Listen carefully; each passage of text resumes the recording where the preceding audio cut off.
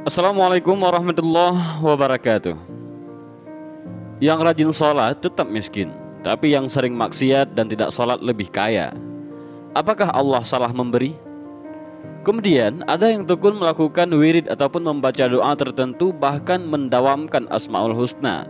Misalnya Al-Wahhab, yang maha pemberi rezeki dan mencukupi seluruh makhluknya. Pada makna sifat Al-Wahhab terdapat penekanan dalam sisi jaminan rezeki, banyak ataupun sedikit. Allah juga Ar-Razzaq, maha pemberi rezeki, yang mengandung maksud bahwa Allah berulang-ulang dan banyak sekali memberi rezeki kepada semua makhluknya. Tetapi nyatanya penghidupannya tidak ada perubahan, masih dalam kekurangan.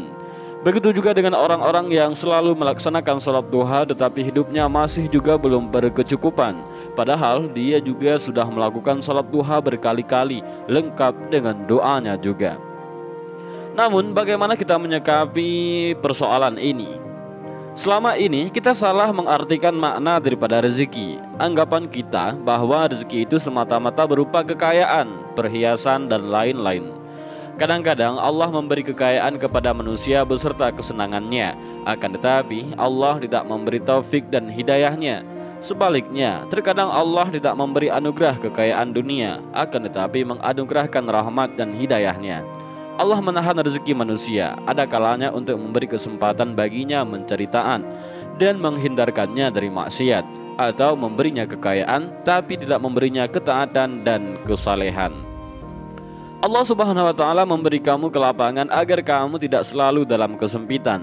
Allah memberi kesempitan kepadamu agar kamu tidak hanyut di waktu lapang. Allah Subhanahu wa Ta'ala melepaskan kamu dari kedua-duanya agar kamu tidak menggantungkan diri kecuali kepada Allah semata. Rezeki itu memiliki bermacam-macam bentuk: rezeki kekayaan ataupun materi, rezeki waktu, rezeki kesehatan, rezeki keluarga yang menyenangkan dan harmonis, rezeki kebebasan, rezeki bakat pada bidang tertentu, rezeki kepandaian. Itu semuanya adalah bentuk-bentuk rezeki dalam hidup. Dan masih banyak ragam lainnya yang terlalu luas untuk didefinisikan tentang masalah apa itu rezeki. Allah pasti akan memberikan rezeki kepada makhluk yang memintanya. Artinya rezeki tidak akan hilang. Rezeki hanya akan berubah bentuk dari satu bentuk ke bentuk lainnya. Di lingkungan sekitar kita, entah itu teman ataupun saudara yang jarang sholat, apalagi zikir setelah sholat, dan tanpa amalan-amalan tertentu, bisa kaya raya dan makmur hidupnya. Malah yang sering sholat dan zikir hidupnya biasa-biasa saja. Jika kamu melihat fenomena semacam itu, maka ketahuilah bahwa itu semua adalah istidraj. Bisa jadi apa yang mendapatkan limpahan rezeki, namun ia adalah orang yang gemar maksiat. Ia tempuh jalan kesyirikan lewat ritual pesugihan misalnya, dan benar ia cepat kaya. Ketahuilah bahwa mendapatkan limpahan kekayaan seperti itu bukanlah suatu tanda kemuliaan, namun itu adalah istidraj. Istidraj artinya suatu jebakan berupa kelapangan rezeki, padahal yang diberi dalam keadaan terus-menerus bermaksiat kepada Allah Subhanahu wa Ta'ala. Dari Uqbah bin Amir radhiyallahu an, Rasulullah sallallahu alaihi wasallam bersabda, "Bila kamu melihat Allah memberi pada hamba dari perkara dunia yang diinginkannya, padahal dia terus berada dalam kemaksiatan kepadanya, maka ketahuilah bahwa hal itu adalah istidraj, artinya jebakan berupa nikmat yang disegerakan dari Allah." Hadis riwayat Ahmad. Allah Subhanahu wa Ta'ala juga berfirman, "Maka tatkala mereka melupakan peringatan yang telah diberikan kepada mereka, kami pun membukakan semua pintu-pintu kesenangan untuk mereka, sehingga apabila mereka bergembira dengan apa yang telah diberikan kepada mereka, kami siksa mereka dengan sekonyong-konyong. Maka ketika itu mereka terdiam putus asa." Al-Quran Surah Al-An'am ayat 44.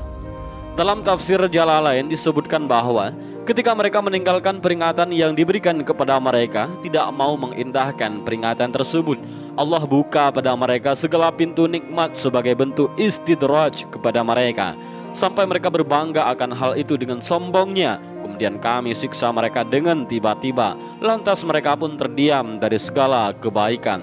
Syekh As-Sa'di menyatakan bahwa ketika mereka melupakan peringatan Allah yang diberikan kepada mereka, maka dibukakanlah berbagai pintu dunia dan kelezatannya. Mereka pun lalai sampai mereka bergembira dengan apa yang diberikan kepada mereka. Akhirnya Allah menyiksa mereka dengan tiba-tiba. Mereka pun berputus asa dari berbagai kebaikan. Seperti itu lebih berat siksanya. Mereka terbuai, lalai, dan tenang dengan keadaan dunia mereka. Namun itu sebenarnya lebih berat hukumannya dan jadi musibah yang besar. Kelancaran rezeki bukanlah standar sayangnya Allah kepada seseorang. Boleh jadi kelapangan hidup itu bentuk azab yang tidak disadari. Untuk apa banyak harta tapi batin merana? Ancaman azab akhirat tidak dipedulikan. Kalaulah standar sayangnya Allah itu dengan kemewahan hidup dunia, karunlah orang yang paling disayangi Allah, tapi akhirnya ia binasa ditelan bumi. Juga sebaliknya, jangan mengira orang yang banyak ujian dan cobaan dalam hidup tanda ia dimurkai oleh Allah. Boleh jadi itu adalah musibah untuk menghapuskan dosa dan meninggikan derajatnya di surga nanti. Sebagai penutup, hendaknya perlu diingat bahwa kita tidak boleh melakukan ibadah apapun, misalnya salat duha dengan niat agar mendapatkan banyak rezeki.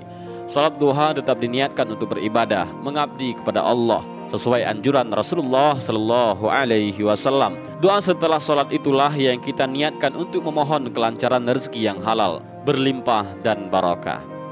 Mudah-mudahan dari video singkat ini kita bisa mengambil beberapa pelajaran dan juga hikmah yang luar biasa, dan juga mudah-mudahan video ini bermanfaat.